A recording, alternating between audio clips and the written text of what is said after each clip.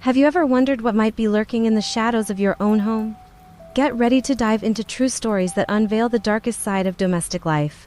Today's tales are about real events that happened in ordinary homes, yet carry a deep and disturbing fear. By the end, you'll find yourself questioning if what haunts you might be closer than you think. Don't forget to hit the like button and subscribe for more content. Let's move on to the first story.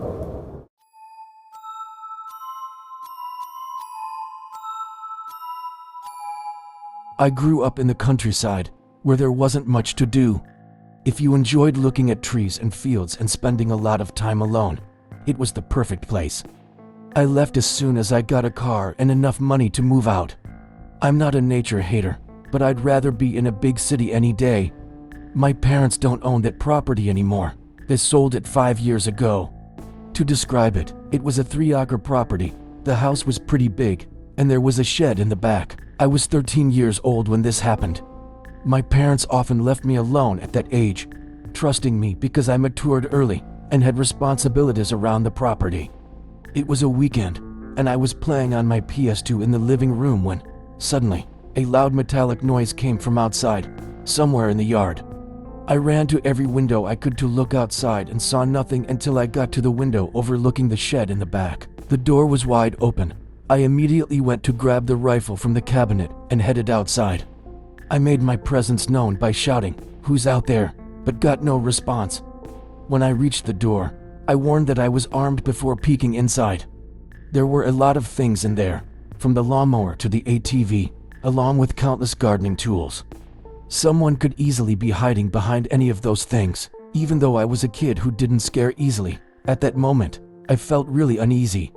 So, I closed the shed door and went back inside the house.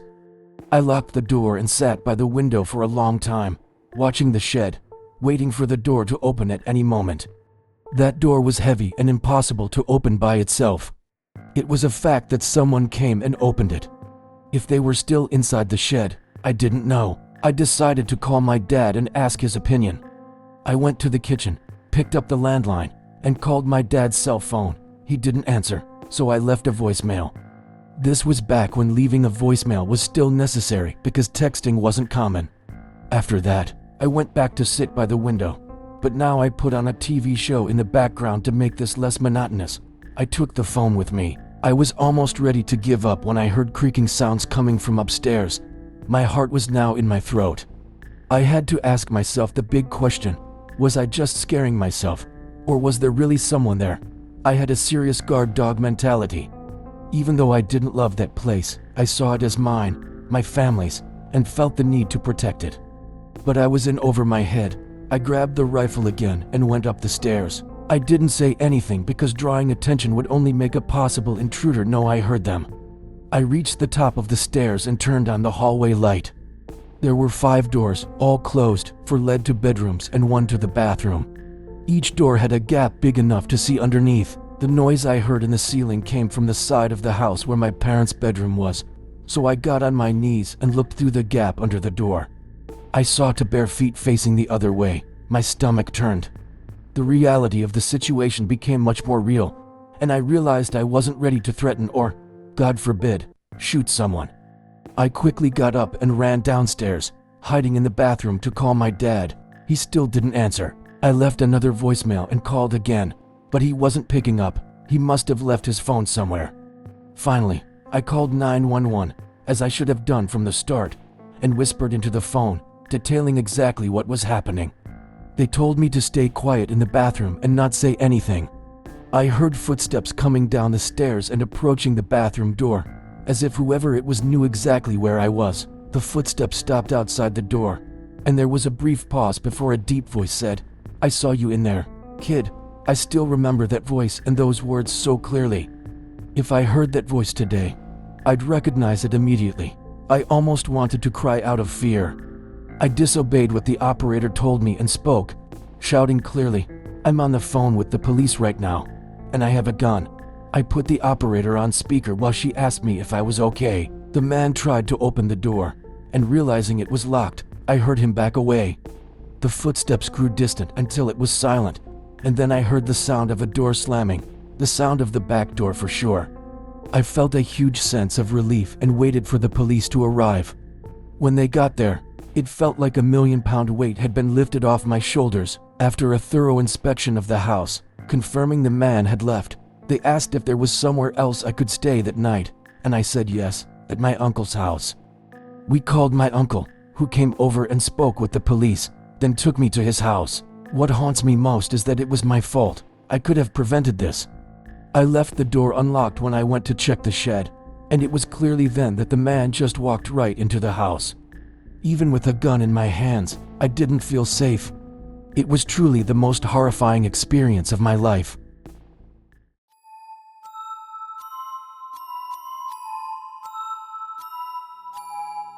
I was 18 years old when my parents went on a week-long trip to celebrate their wedding anniversary. My sister had already moved out, so I was responsible for taking care of the house. My parents' property is surrounded by trees, with a dirt road leading to the main road, a quiet street with similarly sized properties, all separated by a good distance, giving a sense of isolation. Everyone in town knows each other, or you see familiar faces all the time at the gas station, the grocery store, the bars, as I would find out a few years later when I started frequenting them. Speaking of gas stations, this story begins one day while my parents were away. I was at a gas station filling up the tank when a black car pulled up at the pump next to mine. A man with a mustache got out, greeted me, and started filling his tank. In that town, it was normal for strangers to greet each other like that.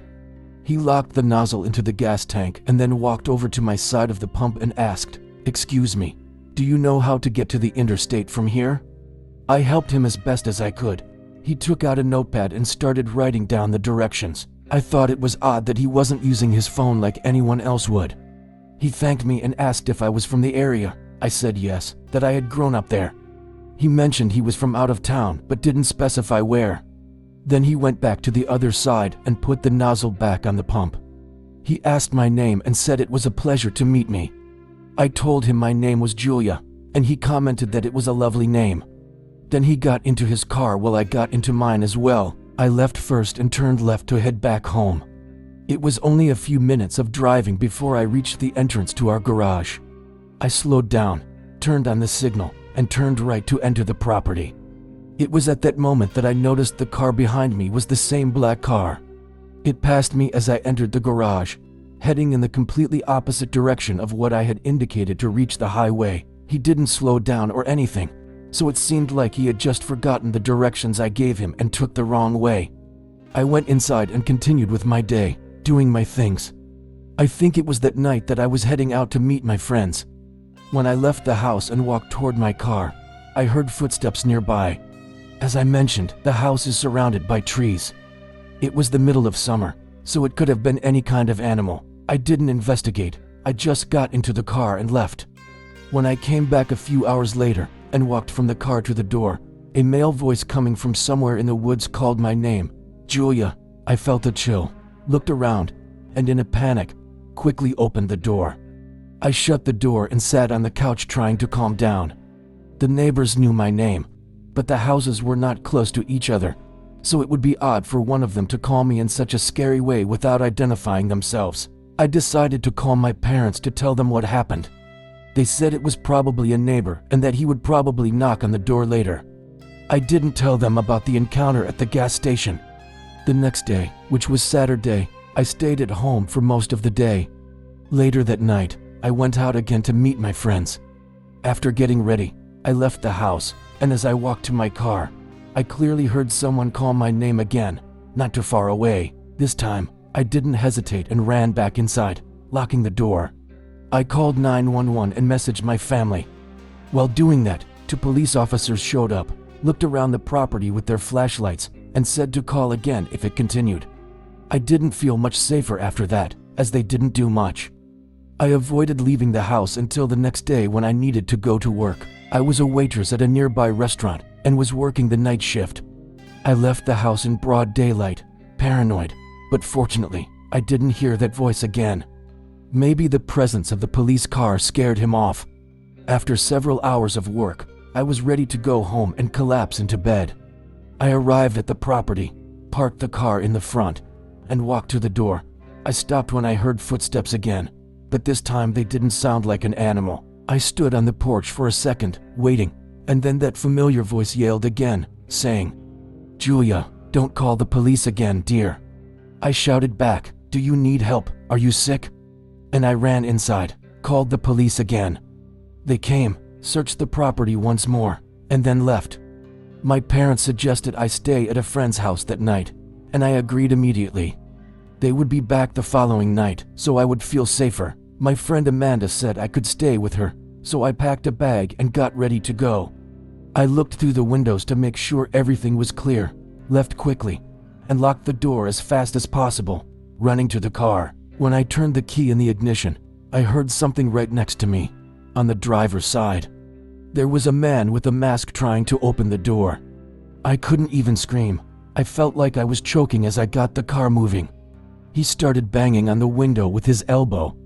I turned the car around on the grass and sped out through the garage entrance. I turned right onto the road and only stopped when I reached Amanda's house. I was crying throughout the drive, while talking with Amanda and her dad on the phone. He said he would have come to pick me up if he had known this situation. We called the police together. For the third time, some officers went to my parents' house to investigate again and make sure no windows were broken or anything. An officer came to Amanda's house, where I described what had happened once more. That was probably the most action these officers had seen in a long time in this quiet town. Fortunately, my parents came home the next day, and I felt safe to stay home again. I firmly believe that the man at the gas station intentionally followed me home and scoped out the place. Realizing I was alone, for some reason, he toyed with me until he tried to actually catch me. I shouldn't have given my real name and should have paid more attention to my surroundings, realizing he was following me that day. Some people are crazy and have too much free time. This incident was a major motivator for me to move into my own apartment a few months later.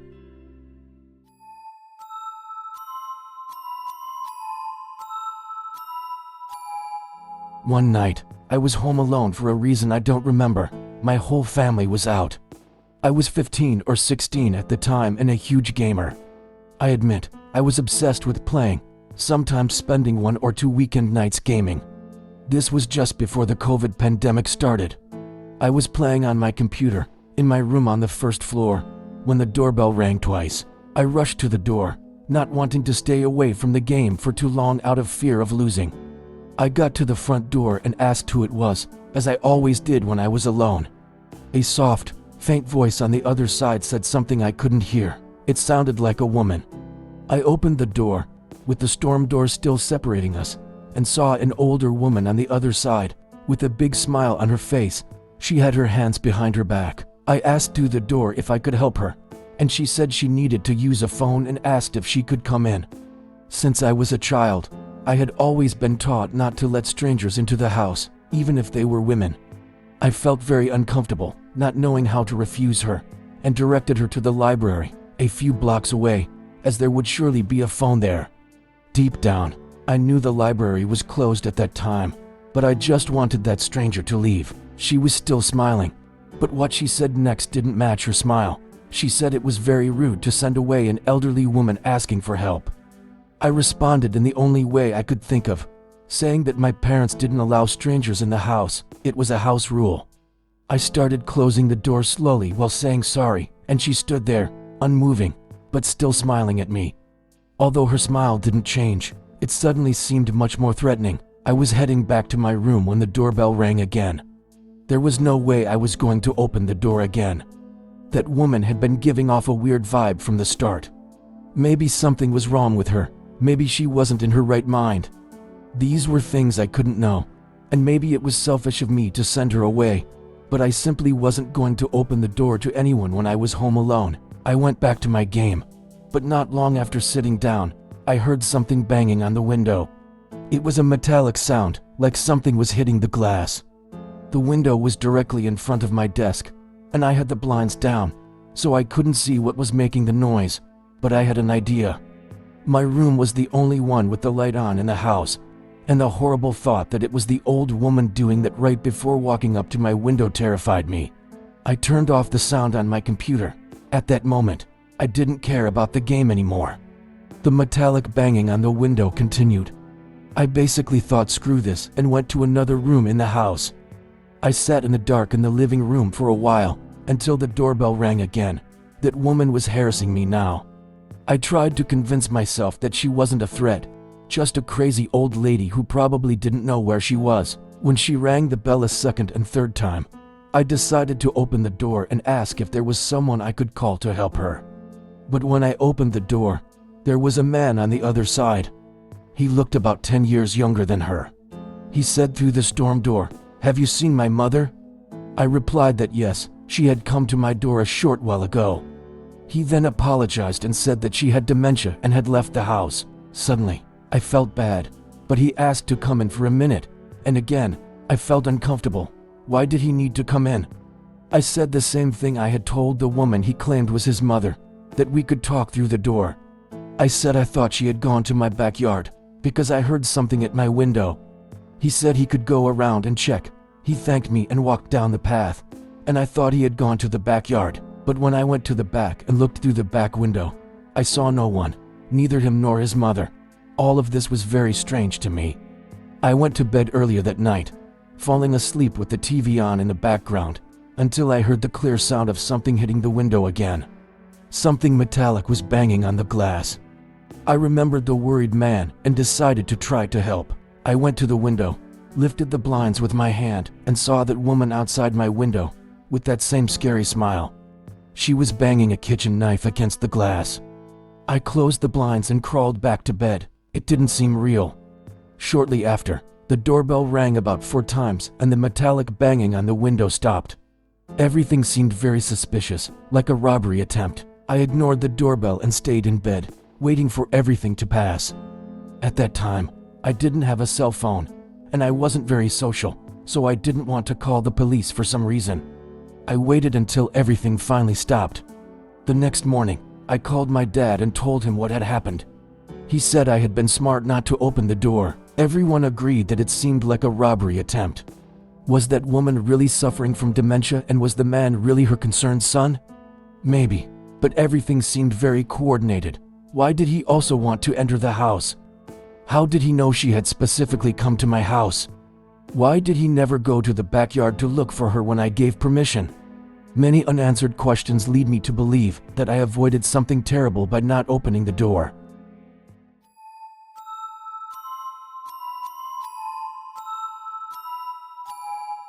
It was the height of summer, and my parents had gone away for the weekend to our house in another city about 2 hours away.